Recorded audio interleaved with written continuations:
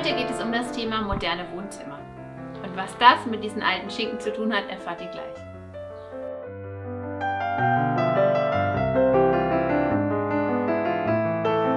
Hallo und herzlich willkommen. Ich bin Monika von Homemade und heute geht es wie gesagt um das Thema moderne Wohnzimmer. Wir nehmen euch heute mit ins Studio und zeigen euch, wie wir Wohnzimmer planen, worauf wir achten und geben euch Tipps an die Hand, die ihr unbedingt bei der Umsetzung beachten solltet. So, wie bei jedem Einrichtungsprojekt geht es erstmal darum, eine Bestandsaufnahme zu machen bzw. die Ziele klar zu definieren. Das heißt, für das Wohnzimmer stellen wir uns die Frage, was soll denn dort passieren? Ist es eher ein Ort zum Abhängen, zum Chillen, zum Fernsehen oder wollt ihr eher lesen, euch mit Freunden unterhalten? Das sind ganz wichtige Dinge, weil die Einfluss nehmen auf die Art des Sitzens. Ich sitze hier auf einer Couch, auf der man sich eigentlich normalerweise eher hinlegt und ist vielleicht nicht die beste Situation, um sich mit Freunden zu unterhalten. Wäre vielleicht eher was für Lesen oder für Fernsehen. Das wäre eine idealere Position, um sich eben unterhalten zu können. Anderes Thema noch ganz wichtig im Raum ist der Fokuspunkt.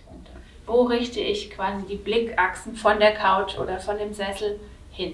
Geht er nach draußen oder vielleicht zum Fernseher? Oder vielleicht habe ich noch einen Kamin, den ich berücksichtigen möchte. Das sind die wichtigen Grundlagen für die Planung. Wie wir das alles genau machen, das schauen wir uns gleich mal an im Büro. Wir haben 4 unterschiedliche Beispiele jetzt für euch und wir fangen mit dem ersten Beispiel an. Da geht es darum, wir haben einen Solo-Fernseher sozusagen, der ist der Hauptakteur in diesem Wohnzimmer. Wir haben hier eine Couch, gegenüber stehen die Sessel und ganz prominent im Raum ist der Fernseher platziert. Der Fernseher hängt an der Wand mit einem schönen Möbel davor, 2 Leuchten daneben. Wenn wir mal von der anderen Seite schauen, haben wir die L-Couch und wir können noch ein bisschen mit Gästen reden, aber primär der Hauptakteur ist hier der Fernseher. Zweites Beispiel, auch hier haben wir den Fernseher an der Wand, allerdings ist die Konstellation eine andere. Wir haben die Couchen oder die beiden Sofas gegenüber ausgerichtet zur Konversation und eben auch noch 2 Sessel daneben. Aber trotzdem kann man den Fernseher natürlich nicht von allen Plätzen aus, aber zumindest mal von diesen 4 Plätzen kann man den Fernseher gut sehen.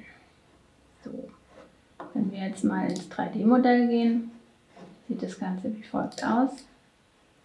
Das heißt, wir haben den Fernseher schön an der Wand platziert, wieder eine Konsole davor mit Leuchten und hier die Sitzgelegenheiten.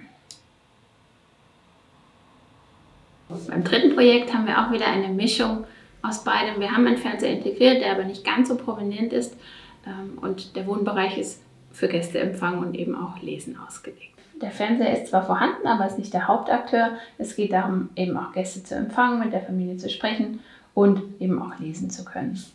Aus diesem Grund haben wir die Couch-Situation auch wieder sozusagen im Kreis angeordnet, dass sich alle, die dort auf den Sitzmöbeln sitzen, sehen können. Und den Fernseher haben wir in einem offenen Regal als Raumteiler eingebaut. Hier ist der Raumteiler. Der Fernseher sitzt im Raumteiler und ist nicht der Hauptakteur, sondern das Leben spielt sich quasi hier um diesen Couchtisch bzw. um diese Sitzgelegenheiten ab. Unser letztes Beispiel ist vielleicht nicht ganz so konventionell, es ist ein relativ großes Haus und hier haben wir die Möglichkeit gehabt, die beiden Wohnbereiche sogar zu trennen. Das heißt, wir haben hier oben eine Fernsehlounge, ganz klar ausgerichtet zum Fernseher, das ist der Hauptfokus. Und in diesem Bereich durften wir einen Salon einrichten. Und zwar hier ist der Hauptakteur ähnlich wie der Fernseher, der Kamin, der hier platziert wird. Und auch hier wieder im Halbkreis haben wir die Möbel angeordnet, vorne dran mit ein paar kleinen Hockern, um es aufzulockern und eben auch um die Konversation beizubehalten. Hier sieht man nochmal den Fernseher, die Lounge sozusagen. Eine kleine Bibliothek, hier ist der Kamin und hier haben wir die Couch bzw. mit Sesseln und Hockern aufgefüllt.